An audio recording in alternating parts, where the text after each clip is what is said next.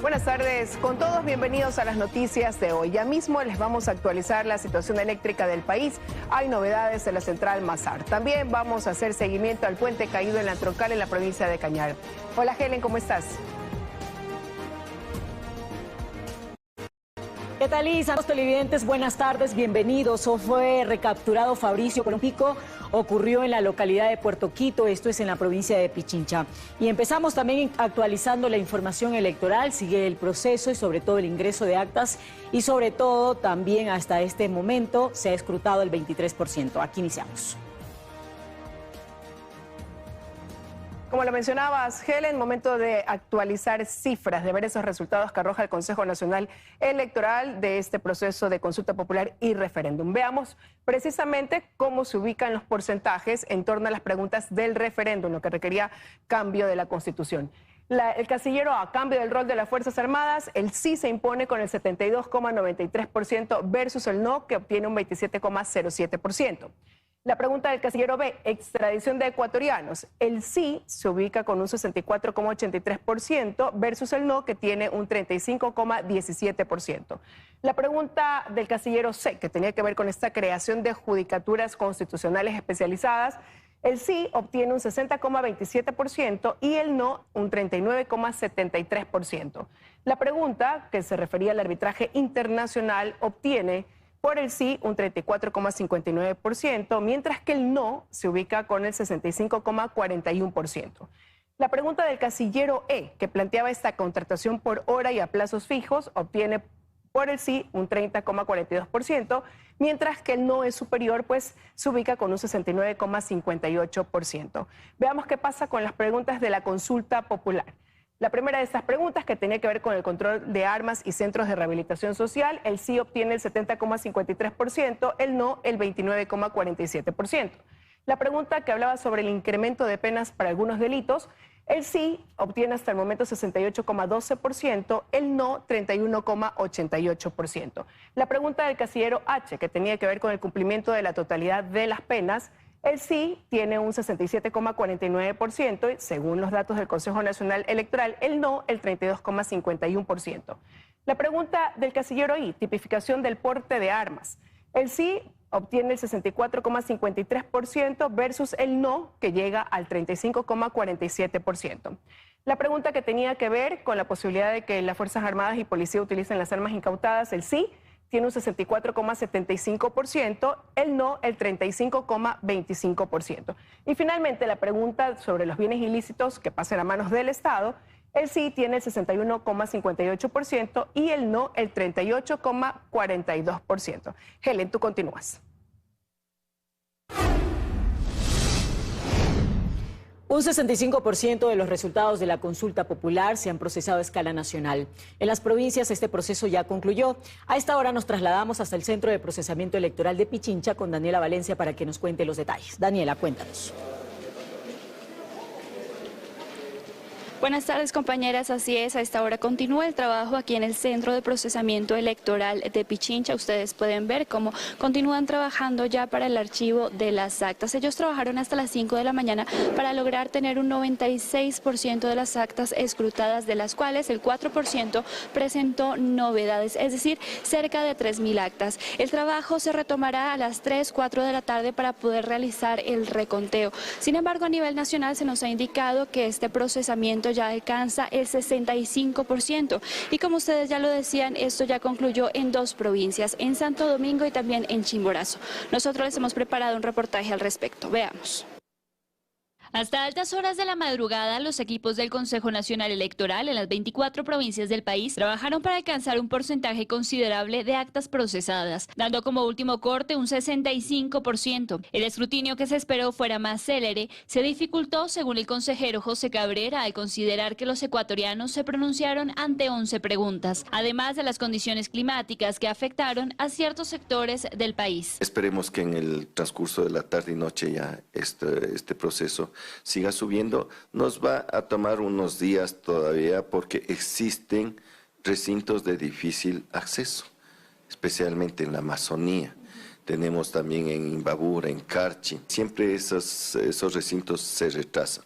Adicionalmente tenemos en lo que es el auto, desgraciadamente, derrumbes. El procesamiento ya ha concluido en 2 provincias, Santo Domingo y Chimborazo. En Pichincha se alcanza ya un 96% de procesamiento. Un 4% de las actas presentaron novedades. Estimamos que a partir de las 15 horas empecemos ya con el recuento. Podemos decir que hemos tenido muy buenos resultados y ese 4% tal vez resolveremos ya en el transcurso de esta semana. Como resultado de este proceso electoral se calcula entre un 20 y 23% de ausentismo. Históricamente en el país este porcentaje ha sido de 18 a 20%, por lo que este será un tema que deberá ser analizado por los equipos técnicos del Consejo Nacional Electoral. Tenemos que reconocer que se incrementó el ausentismo. En lo personal, puedo decir que afectó el clima. Podría ser los 4 días de asueto que tuvieron, gente que decidió más bien salir de la ciudad. Además, durante la jornada electoral, la Policía Nacional detuvo a 1.156 personas, 548 por violar la ley seca. Y bien, se espera que en horas de la tarde o noche este porcentaje de procesamiento suba considerablemente. Como ya lo veíamos, además, el Código de la Democracia indica que el Consejo Nacional Electoral debe proclamar resultados en 10 días. Para ello se debe reunir el Pleno del Consejo Nacional Electoral. Esto no podrá darse en menos de 3 días. Es lo que les podemos compartir hasta ahora. Ustedes tienen más información en estudios. Buena tarde. Buenas tardes también para ti, Daniela. Muchísimas gracias. El gobierno califica como una victoria contundente los resultados de la consulta popular, pese a la derrota en 2 preguntas. El presidente aún no se ha pronunciado. Belén Merizalde está en el Palacio de Gobierno para contarnos el ambiente tras la jornada electoral. Hola, Belén.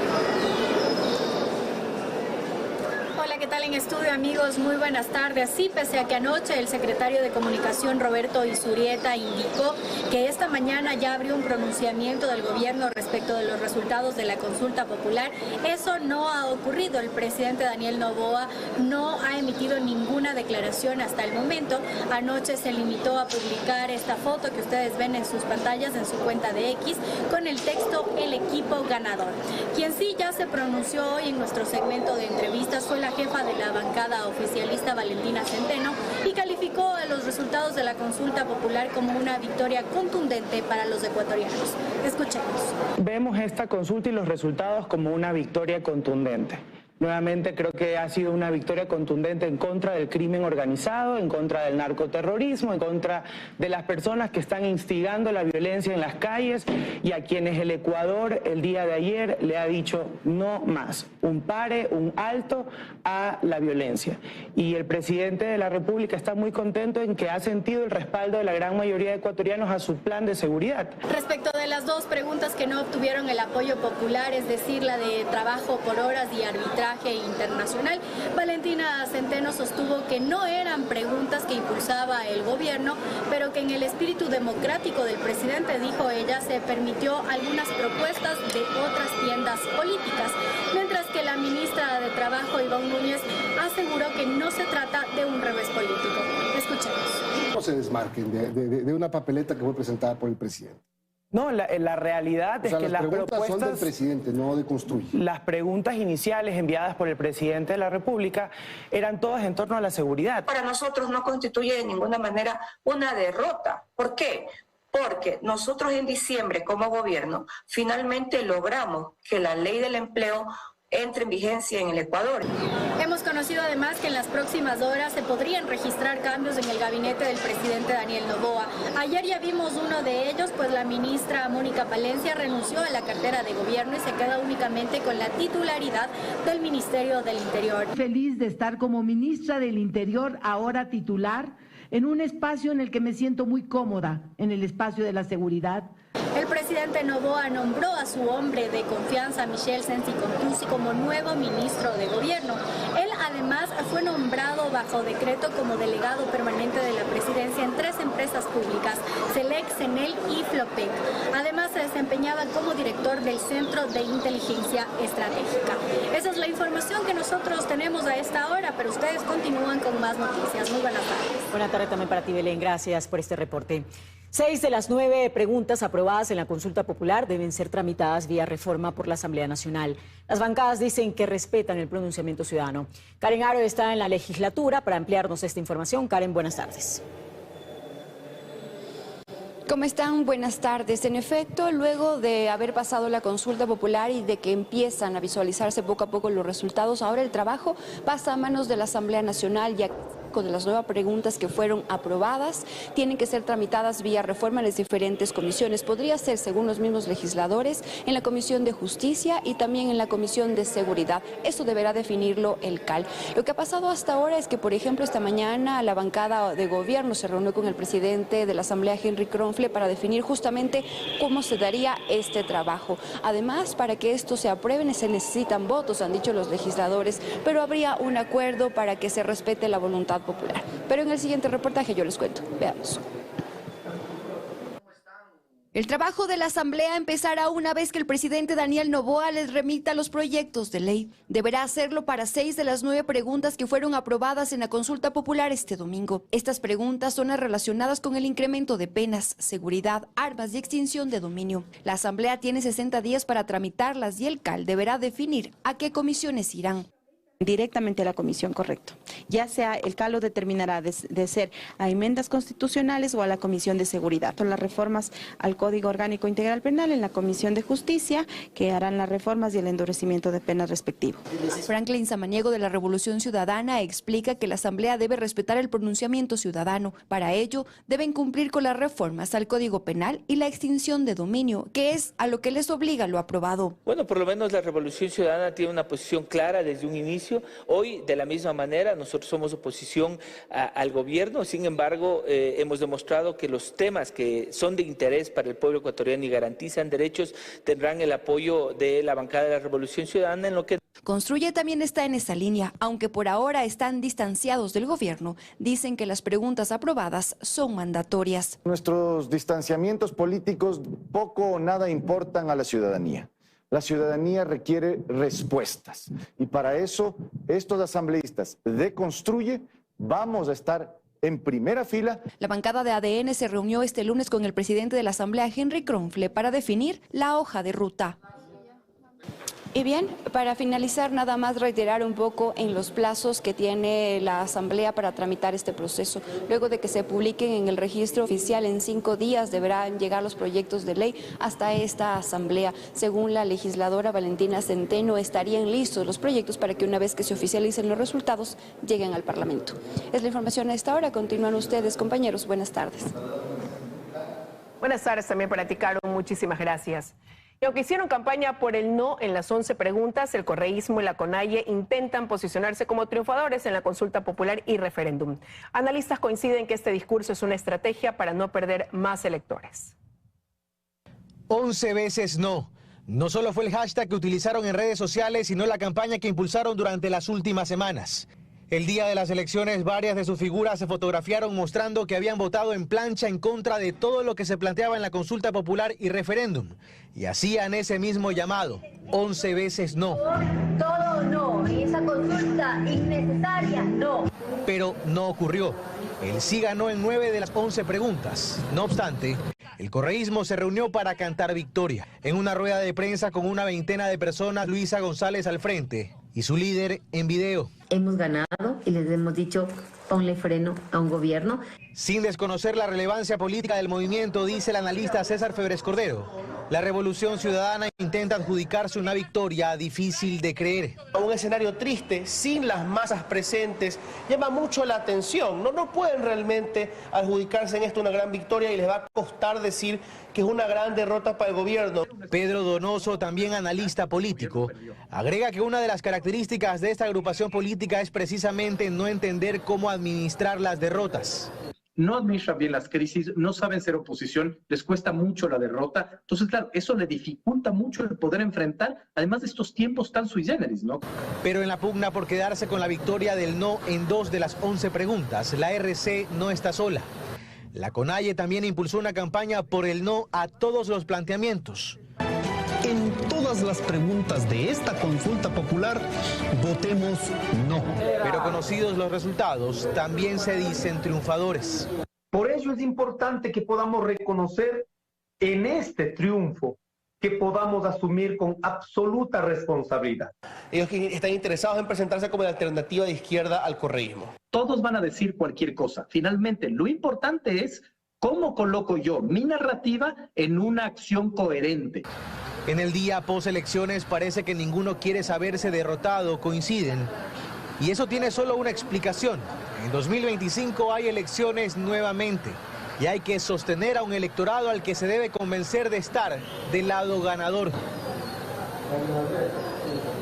En las 7 preguntas del referéndum y consulta popular relacionadas con la seguridad, el sí se impuso ante el no. Ahora será el momento, dicen expertos, de analizar cómo ponerlas en práctica y ya se hacen algunas propuestas. Los temas de seguridad de la consulta popular y referéndum vencieron y ahora resta que el gobierno y asamblea trabajen para ponerlas en práctica. En lo que tiene que ver con el rol de las Fuerzas Armadas, por ejemplo, expertos coinciden en que permitir que estén constantemente en las calles no es la solución definitiva, pero que la articulación permanente con la policía es necesaria. El empezar a trabajar en conjunto implica doctrina conjunta también de policía y Fuerzas Armadas, armamento conjunto y mando político unificado.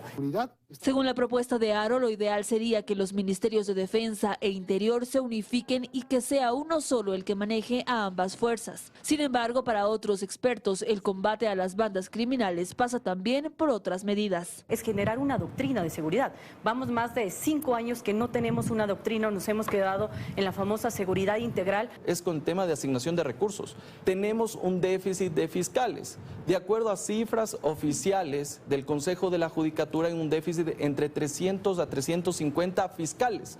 Y en aquello coinciden expertos penalistas, quienes consideran que lo que hay que apuntar ahora es a determinar el método para simplificar la extinción de dominio. El seguimiento al dinero es una de las mejores maneras de combatir delitos. El golpear en el bolsillo, definitivamente, que es más disuasivo que aumentar las penas. Factor al que hay que sumarle una depuración de la justicia y de la fuerza pública. Mientras no haya una depuración de la policía, mientras no haya una depuración de la justicia, mientras no haya la certeza por parte de quienes cometen delitos que van a enfrentar una pena, no importa cuántas reformas hagamos. Hasta ahora la pregunta A del referéndum tiene el 72% de votos positivos, mientras que las preguntas F, G, H, I, J y K de la consulta sobrepasan el 60%.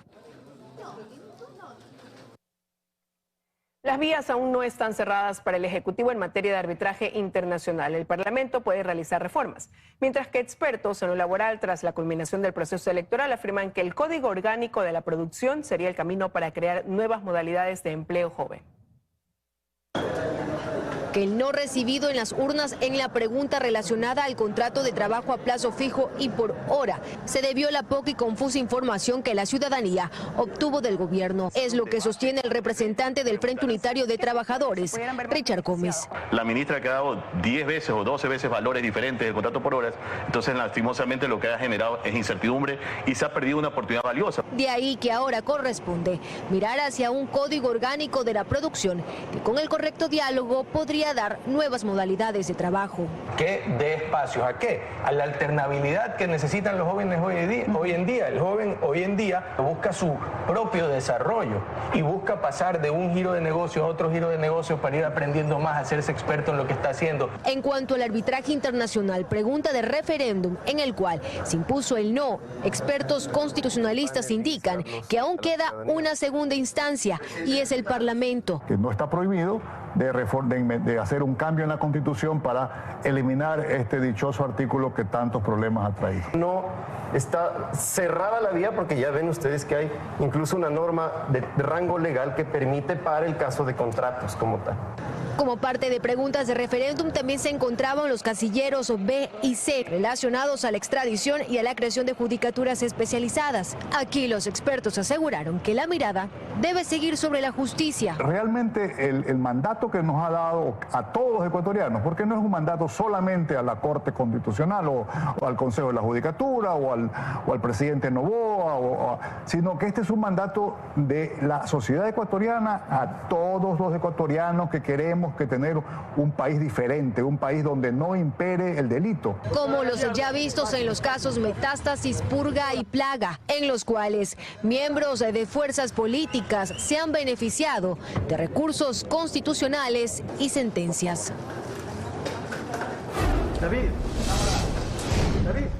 En otros temas, Fabricio Colón Pico, cabecilla de la banda criminal Los Lobos, fue capturado la madrugada de este lunes en Puerto Quito tras casi 4 meses de fuga de la cárcel de Riobamba. Capitán Pico se encontraba en la lista de los más buscados por el gobierno nacional.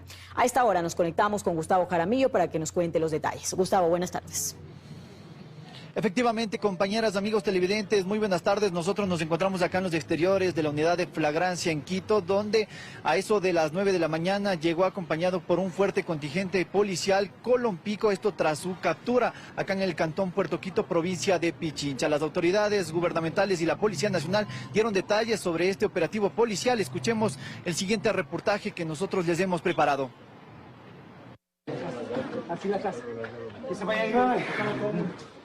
Durante la madrugada de este lunes 22 de abril, la Policía Nacional logró la captura de Fabricio Colón Pico, conocido como alias Capitán Pico, líder de la banda criminal Los Lobos. Colón Pico se encontraba prófugo desde hace 3 meses, luego de escapar de la cárcel de Riobamba. Tras la captura, el líder de la banda terrorista llegó a la unidad de flagrancia en Quito. En medio de un fuerte contingente policial. Todos sabemos lo que significa Colón Pico y en ese trabajo arduo la Policía Nacional no ha cesado ni cesó jamás de una búsqueda profesional.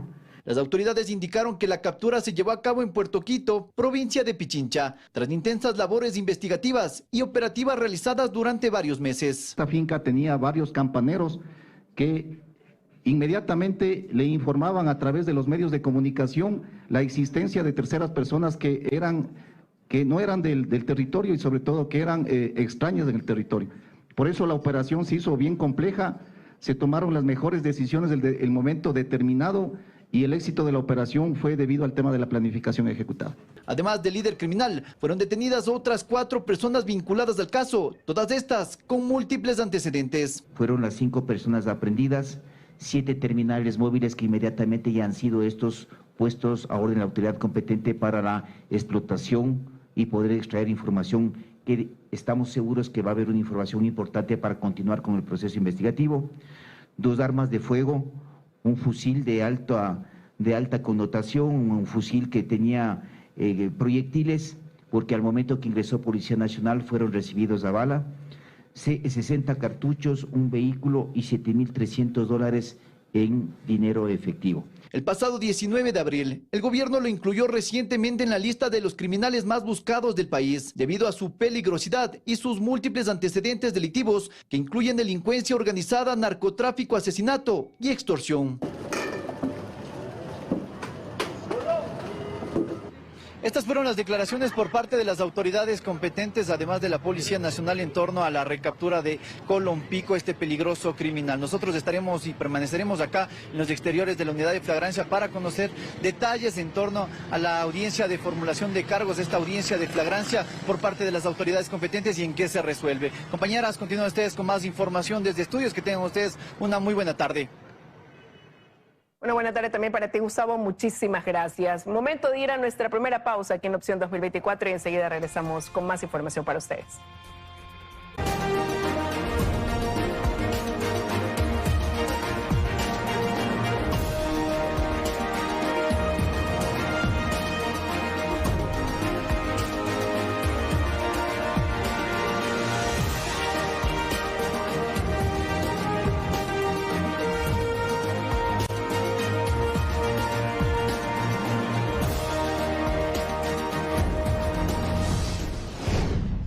Gracias por informarse junto a nosotros. El nivel del agua en Mazar supera los 2.100 metros sobre el nivel del mar. Esto ha permitido operar con una unidad, mejorando la situación en el sistema energético. Iván Rodríguez nos tiene más información al respecto. Iván, buenas tardes. Sí, gracias. Buenas tardes. A mis espaldas las aguas del río Cuenca, que como podrán observar muestra un incremento notable. Eso sin duda repercute de forma positiva río más abajo en el incremento del embalse de la central hidroeléctrica Mazar, que a propósito volvió a generar electricidad con una de sus 2 turbinas. Las últimas lluvias han ayudado a que el embalse se recupere notablemente. Ríos como el Santa Bárbara en Gualaceo y los 4 de Cuenca mejoraron sus caudales. Tuvimos lluvias desde todo el fin de semana, lo cual ha ayudado mucho a la recuperación de los ríos. Hemos subido prácticamente el triple de lo que estábamos, salimos ya de estado de estiaje. Todos los 4 ríos están con estado normal al momento, con un promedio de 5 metros cúbicos por segundo entre todos los ríos, lo cual ha ayudado mucho para la recuperación. Y según el último reporte de Selexur, la cota de la represa Mazar es de 2.111 metros sobre el nivel del mar. Y es que el caudal del río Paute, que alimenta esta central hidroeléctrica, pasó la semana pasada de 70 metros cúbicos por segundo a 140 aproximadamente. Y los pronósticos de lluvias para esta semana se ubican en un 50%. A propósito, en este momento cae una ligera lluvia en varios sectores de Cuenca. Es lo que les podemos informar desde el austro del país. Regreso a los estudios con más. De mi parte, buenas tardes. Buenas tardes también para ti, Iván. Gracias por ese reporte. Como una buena noticia, el saber que está lloviendo. Y el tiempo de los cortes de energía se reduce en el país. El Ministerio de Energía y Minas asegura que esta disminución se da luego de la mejora en el caudal de los ríos que abastecen las hidroeléctricas. Bernarda Ceballos nos amplía la información. Hola, Bernarda. Compañeros, ¿qué tal? Muy buenas tardes. Así es, ciertos sectores de la ciudad de Guayaquil este lunes tienen cortes de energía de hasta 6 horas de duración distribuidos en 2 tandas, 3 horas en la mañana, 3 horas en la tarde. Esto significa una disminución en el tiempo de los apagones, y es que la semana pasada duraron hasta 9 horas.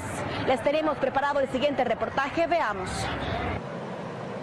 La mejora en el caudal de los ríos que abastecen las hidroeléctricas del país ha hecho que el tiempo de los apagones se reduzca a escala nacional, informó el Ministerio de Energía y Minas pasadas las 10 de la noche del domingo. Este lunes, Guayaquil amaneció con 3 horas menos de cortes de luz, luego de 4 días de prolongados apagones de hasta 9 horas de duración. Los comerciantes de la ciudad ven con positivismo esta reducción, y es que los prolongados cortes de luz han ocasionado hasta un 60% de disminución en las ventas, aseguran los propietarios de locales. Esto que nos afecta porque imagínense, nosotros trabajamos con máquinas que tienen energía. Le comentaba que hoy no se fue la luz en este sector. No, hoy no se ha ido, gracias a Dios. Hasta ahora no se ha ido. En Quito, en cambio, este lunes se registró 1 hora menos en los cortes de energía. Anteriormente, los apagones en la capital eran de hasta 8 horas. Este 22 de abril, de 7. En Manta continúan los cortes de 9 horas. No ha existido reducción. Mientras que en ciertos sectores de Cuenca, los apagones han aumentado de 3 a 4 horas. Esta crisis energética ha ocasionado en el país un nuevo estado de excepción que durará 60 días. Muy bien, y esa es la información que nosotros les tenemos hasta este momento de la tarde. Desde aquí de la ciudad de Guayaquil, ustedes continúan con más datos desde estudio. Muy buenas tardes. Buenas tardes también para ti, Bernarda. Muchas gracias.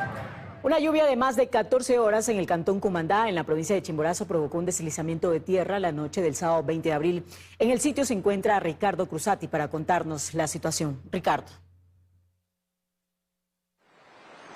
¿Qué tal, compañeros? Buenas tardes. Nosotros nos encontramos en el cantón Cumbandá, provincia del Chimborazo, específicamente en la comunidad Cruz del Hueso, donde la noche del sábado hasta el domingo 21 de abril se produjo una intensa lluvia de más de 14 horas, lo que provocó un gran deslizamiento de tierra, compañeros, como lo pueden ver en imágenes, lo que provocó prácticamente el colapso de esta vía que es vital, no para cientos, sino para miles de personas que van a los diferentes recintos o comunidades que se encuentran a lo largo del cantón Cumandá, y también para los comerciantes que van hacia puntos como Riobamba.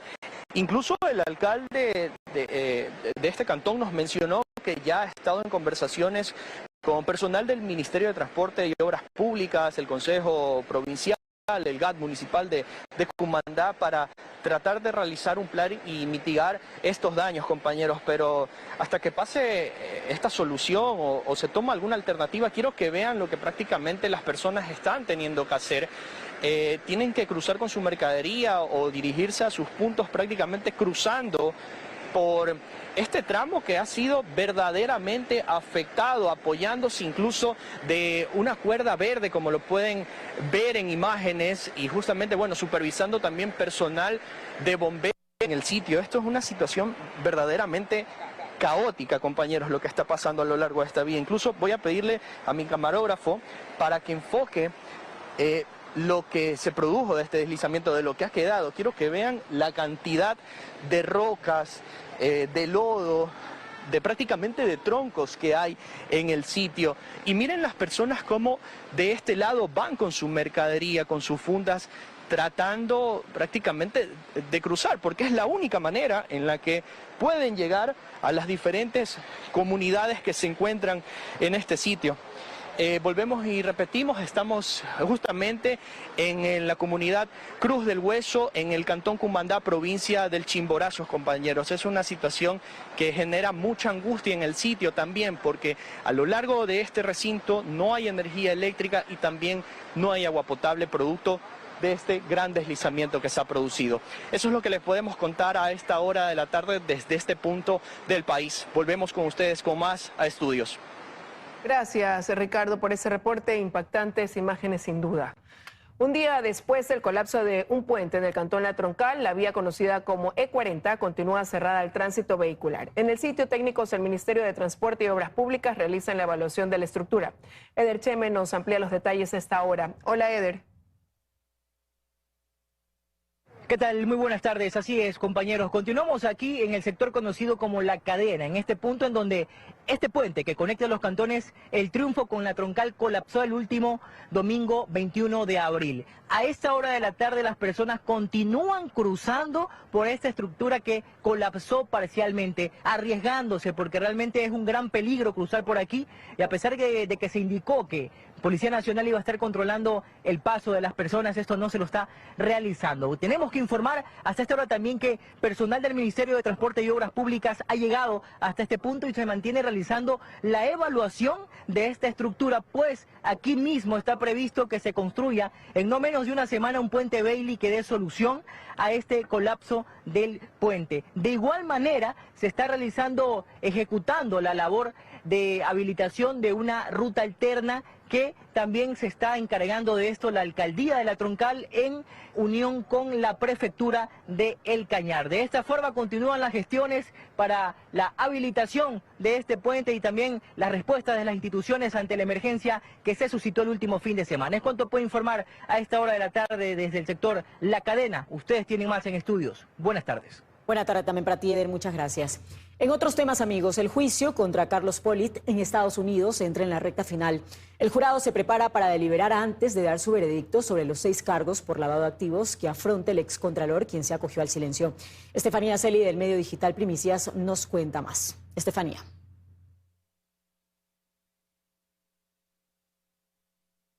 Amigos de Teleamazonas, buenas tardes. Estamos en este nuevo día del juicio en contra del excontralor Carlos Pollitt en Miami, que ya se va acercando a su fin.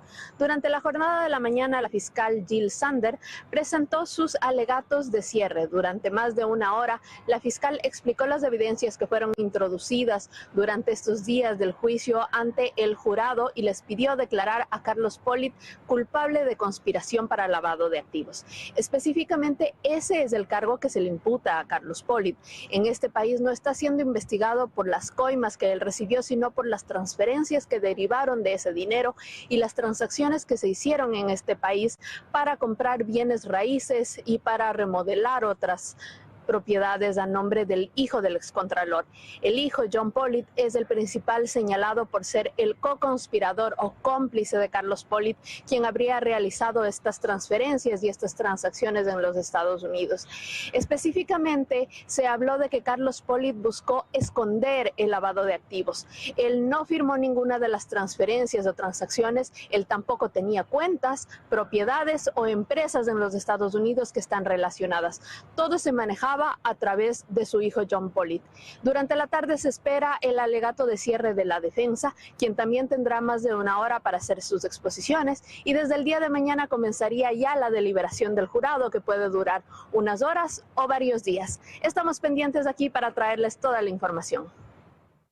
Quedamos. Más noticias en 24 horas. Gracias por estar junto a nosotros. El Consejo de la Judicatura avanza en el concurso para jueces de la Corte Nacional de Justicia y tras revisar las inhabilidades y cumplimientos de requisitos se tiene una lista de 266 postulantes. Ellos entran a la fase de calificación de méritos. Se intenta cubrir 10 vacantes en la Corte Nacional de Justicia y para ello hay 266 postulantes que avanzarán en el concurso desde la fase de calificación de méritos. Son 183 hombres y 83 mujeres. La vocal del Consejo de la Judicatura, Yolanda Yupangui, reconoce que hay un reto gigante en esta búsqueda. Se presentaron 496 concursantes. De esos, imagínense, en el primer filtro ya se fueron prácticamente 152. Si bien la diferencia entre postulantes hombres y mujeres no es la deseada en función de la paridad, existe eso sí una diversidad etaria entre los postulantes. Se han presentado desde los 29 años de edad hasta los 89 años. María Dolores Miño del Observatorio de Derechos y Justicia cree que son números que aportan al equilibrio del concurso. Combinar experiencia con lo que implica que los jóvenes usualmente están más actualizados en temas de vanguardia. Esas cortes también tienen que reflejar la diversidad propia y ansiada en una democracia. Entonces creo que estamos viendo eso. Es bastante atípico. Puede ser que ya estén, perdón la expresión, muy viejitos o viejitas. Son gente valiosa, son gente que en su vida ha aprendido mucho. ¿Por qué no hacerles que intervengan? Pero ya en esta fase del concurso se viene entonces el necesario escrutinio público a quienes aspiran a la más alta magistratura. A diferencia del concurso llevado adelante por los ex vocales involucrados en los casos de corrupción judicial, hoy se ha dispuesto la publicidad de las hojas de vida de los postulantes. En lo formal, más adelante vendrá la fase de impugnación, pero los vocales están abiertos a recibir noticias de los candidatos. Y ahí sí les vamos a rogar una llamadita, un WhatsApp al presidente, a cualquiera de los vocales, y nosotros estaremos prestos a hacer cualquier consideración. Es la misma invitación que hacen los observadores para que la ciudadanía se involucre en un proceso que afecta a todos. Al fin, se trata de jueces de la Corte Nacional de Justicia y no es cosa menor. Hemos ya desafortunadamente identificado en esta lista de los 266 postulantes, algunas personas, por ejemplo, que están involucradas en las megacausas de corrupción judicial. Yo creo que también habría que hacer una invitación extensiva para otros sectores de la sociedad civil, por supuesto, para la prensa, para que esté atenta. Se deberán designar a jueces para el área civil, contencioso administrativo, mercantil y penal. De hecho, entre los postulantes hay una mayoría que buscan llegar a la sala penal.